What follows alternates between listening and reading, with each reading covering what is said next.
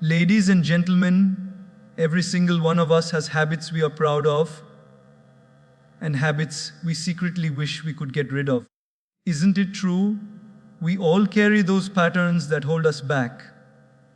Whether it's procrastination, anger, overthinking, or even the smallest daily routines that eat away at our time, energy, and peace. But let me ask you, do we control our habits? Or do our habits control us? Today, let's find out. Awareness is the very first step to overcoming any bad habit. And it is perhaps the most important one because without awareness, there is no possibility of change. Many times in life, we fall into the trap of living on autopilot, doing things over and over again without even realizing that these patterns are slowly becoming part of who we are. The danger of this is that when a bad habit goes unnoticed, it starts controlling us silently, shaping our thoughts, decisions, and actions without us even being conscious of it. Think about it. How often do we find ourselves saying, "I don't even know why I did that," or "I didn't realize I was wasting so much time"? That is the power of unconscious living. Awareness is like turning on the lights in a dark room. Once the light is on, you can see where the mess is, and then you can start cleaning it. Without the light, you are stumbling, guessing, and sometimes even making the mess worse. When we begin to observe our own behavior, we open the door to transformation. Awareness doesn't mean judging yourself harshly. It means being honest enough to recognize the truth of your actions. If someone is addicted to constantly checking their phone, awareness is catching yourself the moment your hand automatically reaches for it, asking, "Why am I doing this right now? Is it out of need or is it out of restlessness?" If someone struggles with procrastination, awareness is noticing when you push away the important work and distract yourself with something trivial. This conscious recognition gives you a chance to pause and reflect, and in that pause lies the opportunity for change. Without awareness, the habit owns you. With awareness, you start owning the habit. Great spiritual teachers often say that self-awareness is like a mirror. You cannot fix your face unless you look into it. Similarly, you cannot fix your life unless you are willing to look at yourself with honesty. Awareness reveals the gap between who you are right now and who you aspire to be. It's not about feeling ashamed of where you are, but about becoming mindful enough to take the first step forward. When you shine the light of awareness on your bad habits, you take away their power of invisibility. What was hidden in the dark corners of your life now comes into the open, and once it is in the open, you can begin the work of replacing, reshaping, and eventually overcoming it. Awareness also brings responsibility. The moment you are aware, you cannot hide behind excuses anymore. You cannot say, "I didn't know." You cannot say, "It just happens," because now you know, and when you know, you are responsible. This responsibility may feel heavy at first, but it is also liberating because it means you are not a slave to your habits anymore. You have the power to choose differently. And choice is the seed of freedom. So, the journey of breaking bad habits truly begins with awareness. Pay attention to your thoughts, your triggers, your daily routines, your unconscious behaviors. Catch yourself in the act, not with judgment, but with curiosity. The more aware you are, the stronger your control over your habits will become. You cannot change what you don't acknowledge.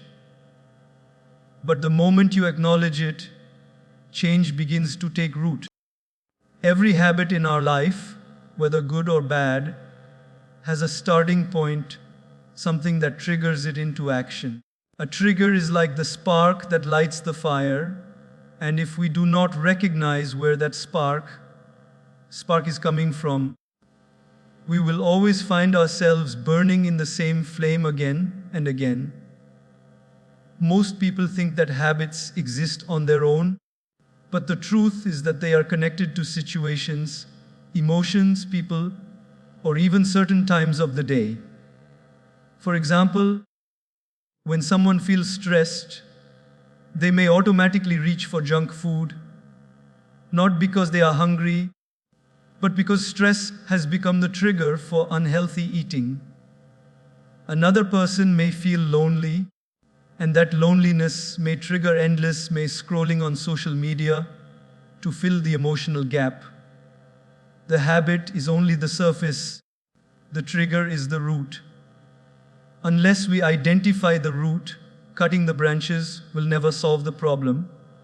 To identify a trigger, one has to become like a scientist observing an experiment. You have to carefully watch when, where, and why the bad habit comes alive. Is it happening at a certain time of the day? Is it happening around certain people? Is it happening when you feel a certain emotion like anger, boredom, or sadness? If you are honest and patient in this observation, you will start noticing patterns. You may realize that procrastination happens most when you are overwhelmed with too many tasks at once. You may realize that arguments and anger rise whenever you are physically tired and haven't taken care of your rest.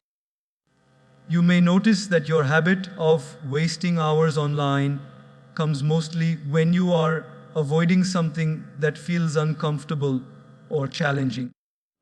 This kind of self-study is not always easy, but it is the only way to uncover the hidden triggers that control your behavior. Once the trigger is identified, you gain an incredible advantage. You are no longer fighting an invisible enemy.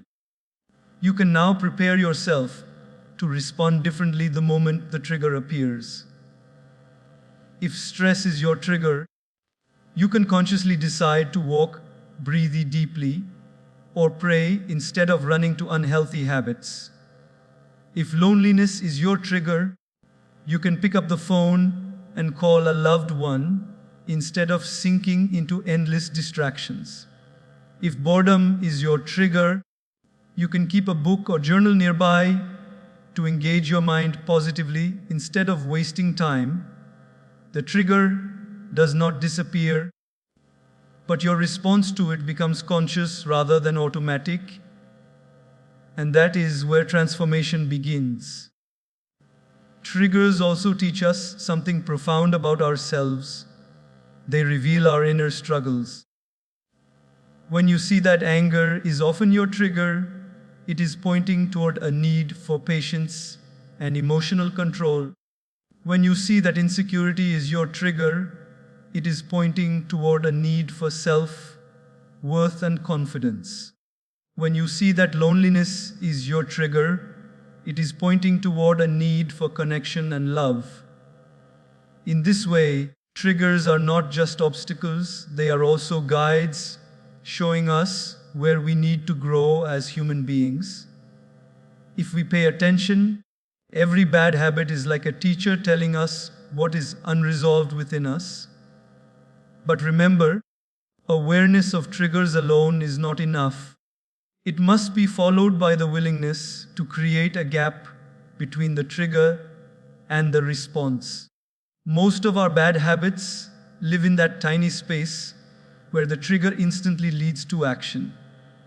If we can pause in that space, even for a few seconds, we open the possibility of choosing differently. That pause is where discipline is born.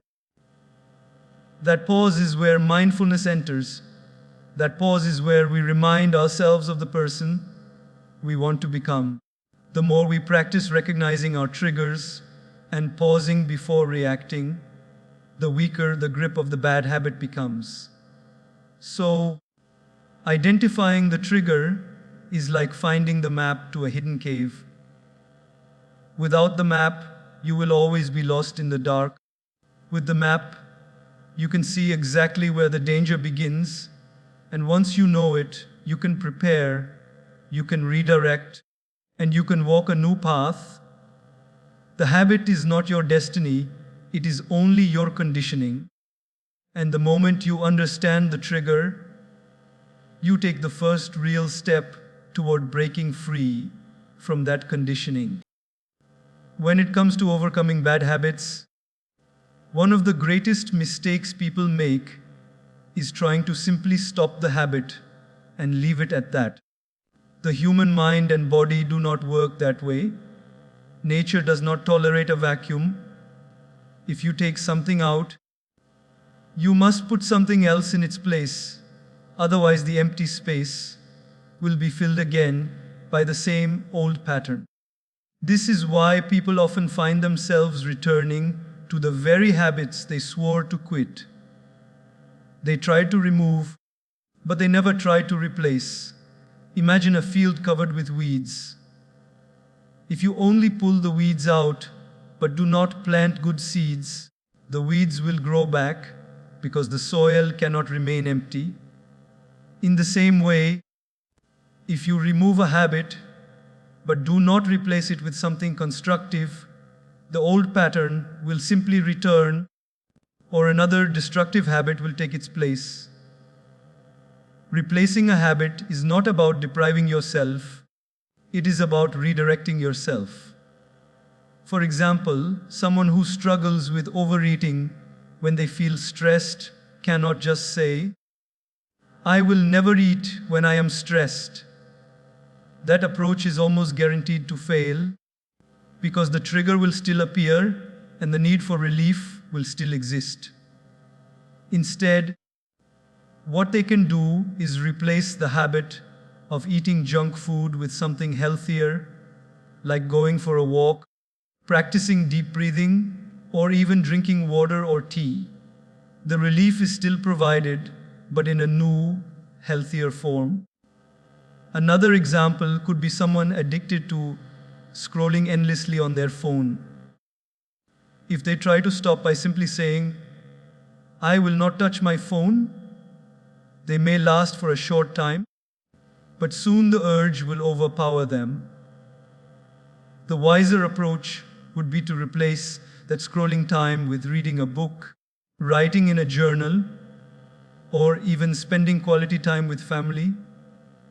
The energy that was being wasted is now redirected to growth. This principle of replacement is deeply rooted in human psychology. Our brains are wired with reward systems. A bad habit usually gives us a small reward, pleasure, distraction, or escape. If you remove that habit without giving your brain a new source of reward, the craving for relief will force you back into the old loop. But if you replace the habit with something positive that also provides satisfaction, your brain slowly rewires itself to prefer the new behavior. Over time, the new habit becomes stronger, and the old one weakens until it loses its grip. This is how lasting transformation happens, not by suppression, but by substitution. Replacement also teaches discipline in a gentle way. Instead of fighting yourself with the harshness of denial, you are guiding yourself with the kindness of redirection. It is easier for the mind to move towards something than to simply move away from something. For instance, rather than saying, "I will stop wasting my mornings," say, "I will start my mornings with exercise or meditation." The focus shifts from denial to creation. You are not just breaking away from a bad habit, you are building a new one that serves you better. In a spiritual sense, replacement is also about filling the emptiness of the heart with something uplifting. If someone tries to quit anger, it is not enough to say, "I will not get angry." That space must be filled with patience and understanding. If someone tries to quit jealousy, it is not enough to say, "I will not feel jealous." That emptiness must be filled with gratitude and self-worth. Without that positive filling, the negative emotions will always creep back in. Just as darkness cannot be chased away by saying, "Go away, darkness," it must be replaced with light. Similarly, bad habits cannot be chased away by resistance alone. They must be replaced with better habits, better thoughts, and better emotions. So the next time you decide to overcome a bad habit, do not only think of what you want to stop doing. Ask yourself, what will I start doing instead? What will I replace this with so that my energy is redirected rather than wasted? What will give me the same sense of relief or reward, but in a way that strengthens me instead of weakening me? This question is the key to lasting change. Removing is temporary, replacing is permanent. Removing fights the old, replacing builds the new. And when you build the new, the old loses its power and eventually fades away. One of the biggest reasons people fail in overcoming their bad habits is because they set their goals too high and try to change everything overnight. They say to themselves, "From tomorrow, I will never procrastinate again," or "From tomorrow, I will completely stop eating junk food," or "From tomorrow, I will meditate for 2 hours every single day." This kind of thinking feels inspiring in the moment, but it is not sustainable. The mind and body resist sudden, drastic changes, and when we cannot keep up with such unrealistic promises, we feel defeated, frustrated, and eventually we give up altogether. Real change does not come from giant leaps.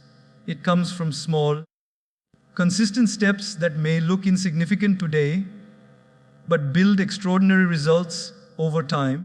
Starting small and consistent is the principle of patience and humility. It accepts that growth is a process, not an event. Imagine trying to climb a mountain in a single jump. It is impossible. But if you take one steady step at a time, you will eventually reach the top. In the same way, breaking bad habits and building good ones requires daily progress, not instant perfection.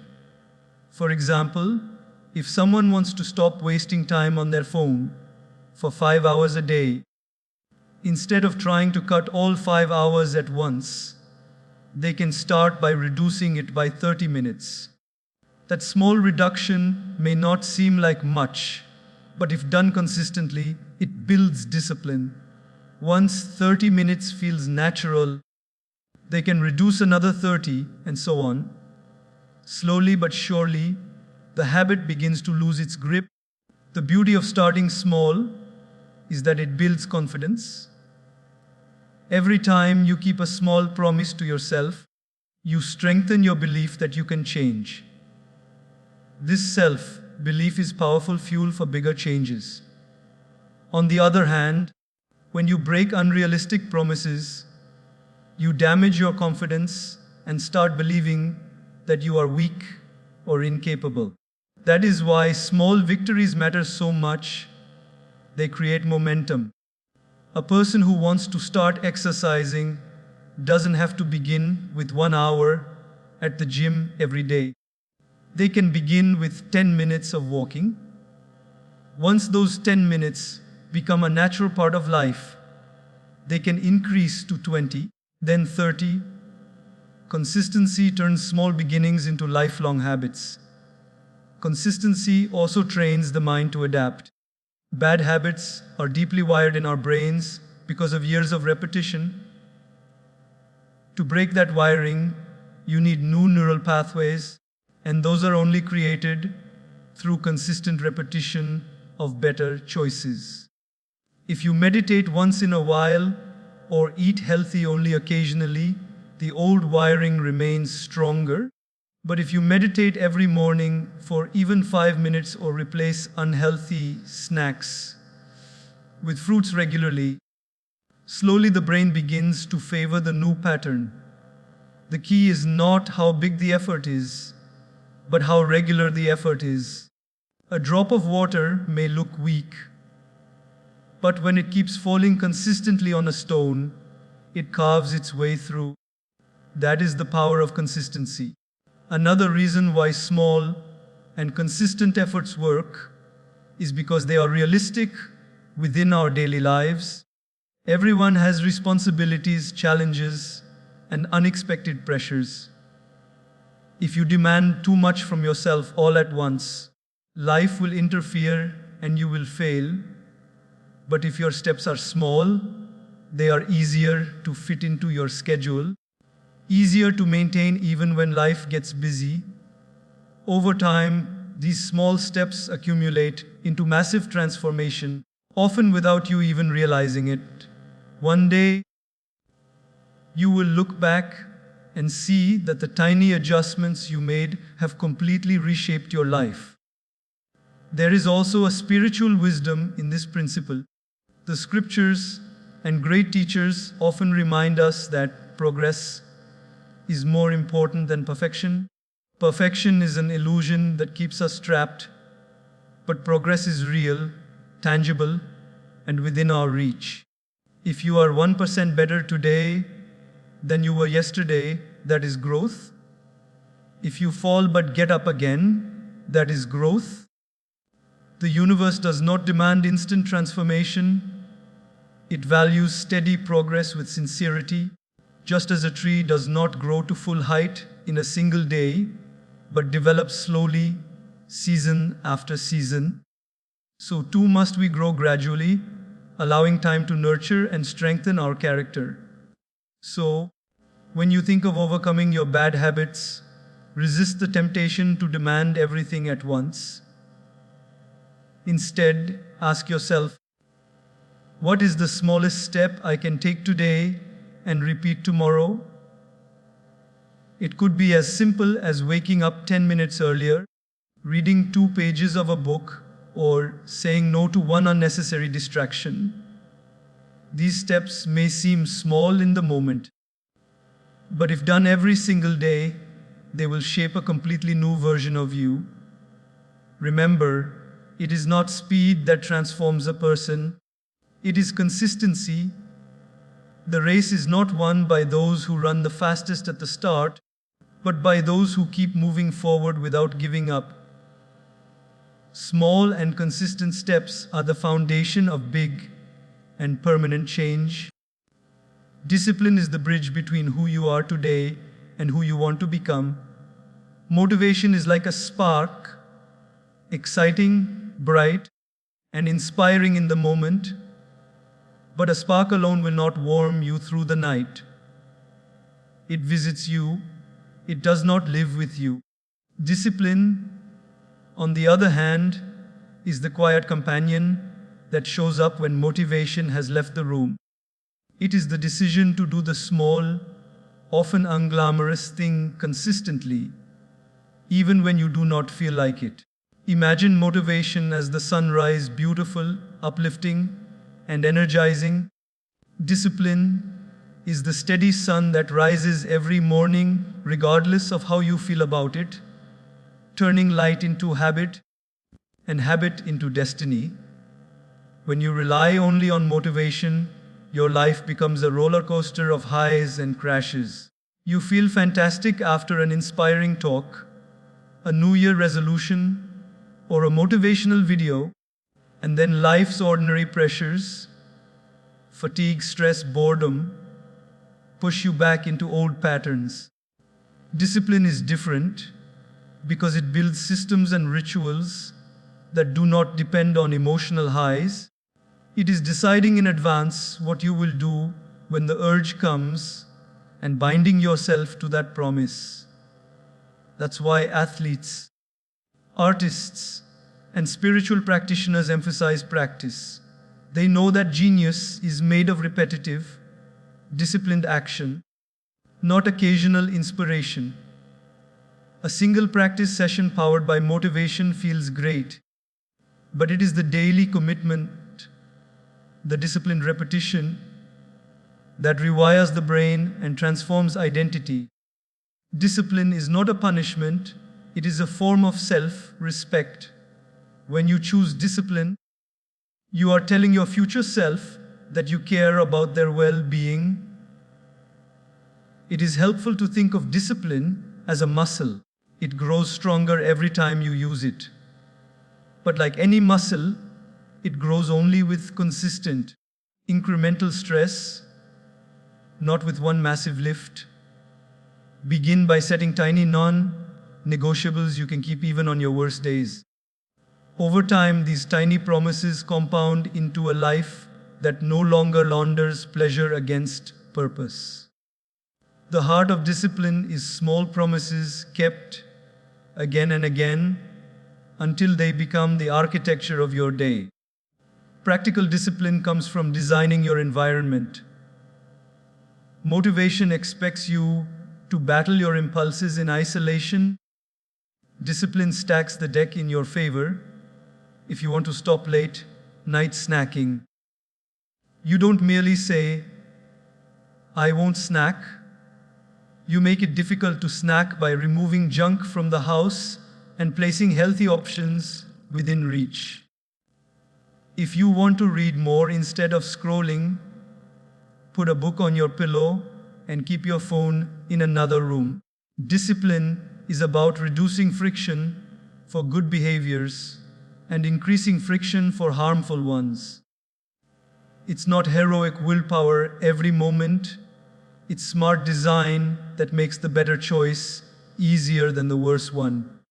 Another practical element of discipline is ritual and timing. Humans are creatures of routine. When you assign a regular time and a particular trigger for a new behavior, waking up and doing 5 minutes of breathing or journaling after dinner, you automate discipline. These anchors transform vague intentions into scheduled commitments. Use simple tools, implementation intentions. Here, if X happens, I will do Y. Habit stacking: after I do A, I will do B. And commitment devices that make failure costly or inconvenient. These are not tricks to trick yourself. They are gentle structures that protect you from the chaos of fluctuating feelings. Discipline also requires a wise relationship with failure. Expect setbacks. They are part of the schooling. The disciplined person is not the one who never falls, but the one who rises without drama, learns what went wrong, and adjusts the plan. When you stumble, analyze the conditions. Was the plan too ambitious? Were the cues messy? Did stress undermine your system? Use failures as data, not as verdicts. If you treat mistakes as character judgments, you will shrink. If you treat them as information, you will grow. Discipline is resilient. It bends, retools, and keeps moving. There is a spiritual depth to discipline as well. In many traditions, discipline is seen as devotion, a loving fidelity to the higher self. When you discipline your attention, appetite, or anger, you are not warring with yourself. You are choosing alignment with who you aspire to be. This reorients discipline from drudgery into practice. It becomes an act of worship to your own potential. When your actions are aligned daily with your deepest values, discipline stops feeling like denial and becomes a form of inner freedom. Finally, cultivate community around discipline. Accountability partners, mentors, or small groups provide external structure and moral support when your own resolve wanes. Share your commitments publicly in small circles. These are gentle social contracts that bolster private discipline. Stories of others who have walked the path give you practical models and the reassurance that discipline is learnable. In the end, motivation will pull you out of bed some mornings, and that's wonderful. But discipline is the steady rhythm that ensures you keep rising when motivation is absent. Make discipline kind, measured, and designed. Let it be the daily work you do for the person you love most, your future self. Over time, discipline will do more to free you from bad habits than any single burst of inspiration ever could. The people we surround ourselves with shape us far more than we often realize. Human beings are deeply social creatures. Our minds, emotions, and behaviors are influenced by the company we keep. If you spend time with people who constantly complain, criticize, and indulge in negative behaviors, it becomes natural for you to fall into the same patterns. On the other hand, when you are around individuals who are disciplined, positive, and striving toward growth, their energy rubs off on you, and you find yourself rising to meet a higher standard. The environment you live in is like the soil in which your life grows. If the soil is toxic, no matter how good the seed is, it will struggle to flourish. But if the soil is fertile, even an average seed will grow into a strong and healthy tree. Bad habits often live longer because they are reinforced by the environment. Think of someone trying to quit smoking while constantly spending time with friends who smoke. Every time they gather, the trigger is present and the temptation is reinforced. Or consider someone who wants to eat healthy but spends their evenings with people who thrive on junk food and late-night fast food runs. The peer pressure is subtle, but it's powerful. In the same way, people who are always gossiping, complaining, or criticizing make it difficult for someone to practice positivity or gratitude. The reality is that willpower alone cannot withstand constant exposure to negative surroundings. You may be determined for a short time, but eventually the environment will wear you down. This is why choosing the right company is essential for overcoming bad habits. If you want to change your life, sometimes you need to change your circle. That does not always mean cutting everyone off, but it does mean being intentional about who gets the majority of your time and influence. When you spend more time with people who live the way you aspire to live, your habits naturally begin to shift in that direction. If you want to cultivate discipline, spend time with disciplined people. If you want to learn patience, spend time with people who embody calmness and wisdom. If you want to grow spiritually, keep close to those who value prayer, reflection, and inner growth. Association is contagious. We absorb the habits of those around us, often without even realizing it. Surrounding yourself with the right people also provides accountability. When you are alone, it is easy to make excuses for your behavior. But when you are in a group of people who value growth and self-control, you are inspired to match their standard. You do not want to let them down, and you do not want to fall behind. This social accountability is a powerful force in sustaining new habits. Many people fail not because they lacked knowledge or effort, but because they lacked the right environment to support their change.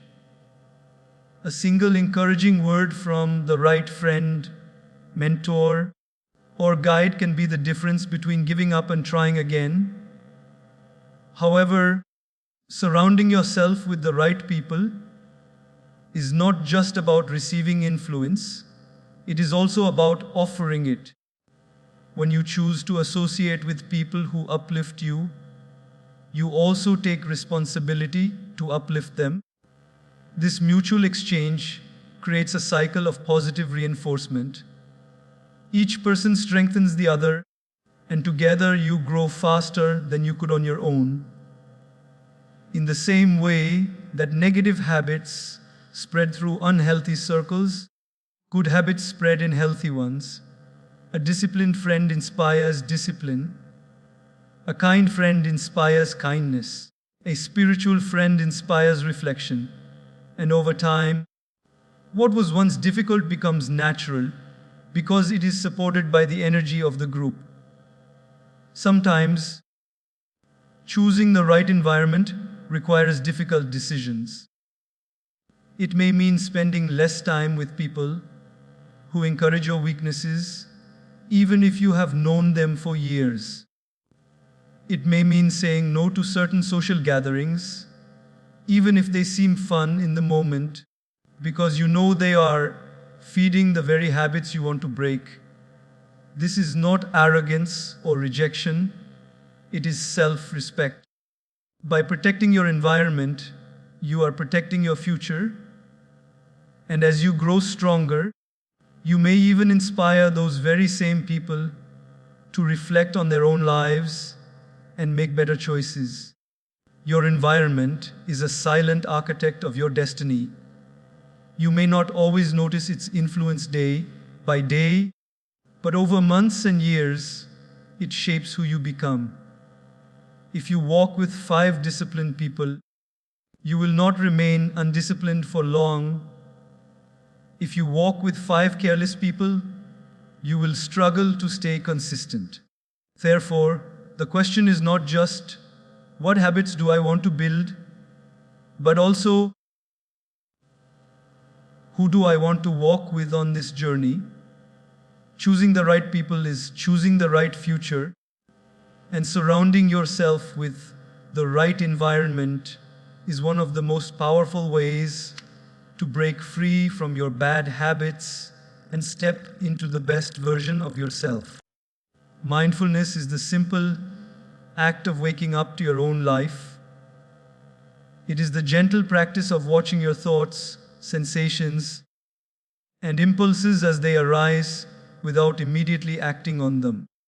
Most of our bad habits flourish in the space where we are asleep at the wheel, moving from cue to reaction without a single conscious choice. Mindfulness brings attention into that tiny, crucial gap between stimulus and response. Once that gap exists, possibility exists. You no longer have to be pulled by every old pattern.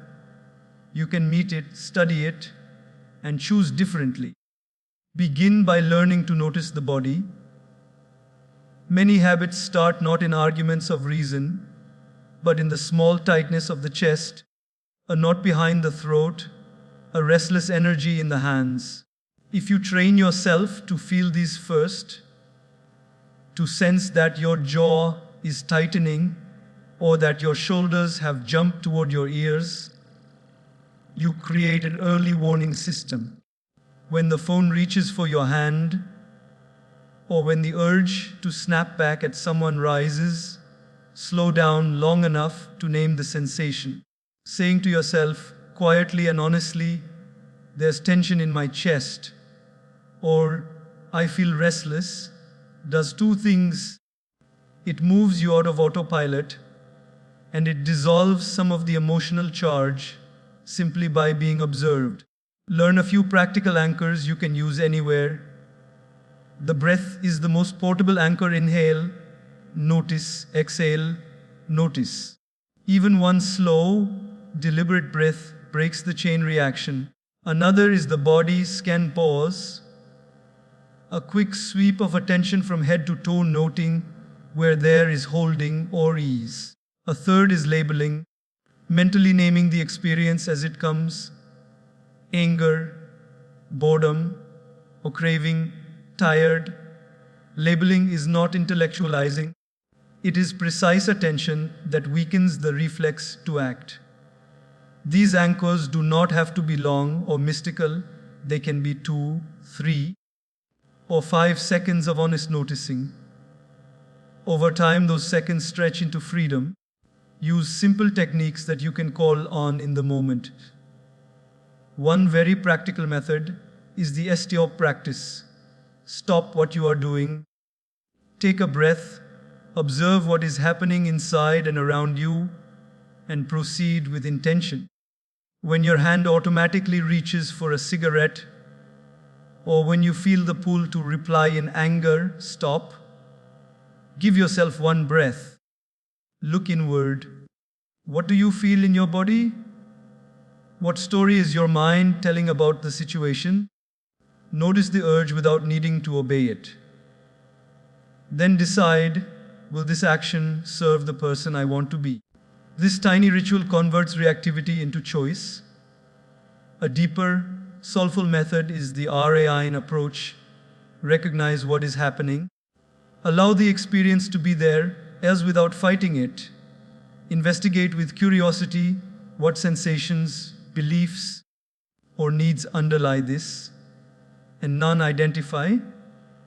Realize that you are not your urge, you are the awareness observing it.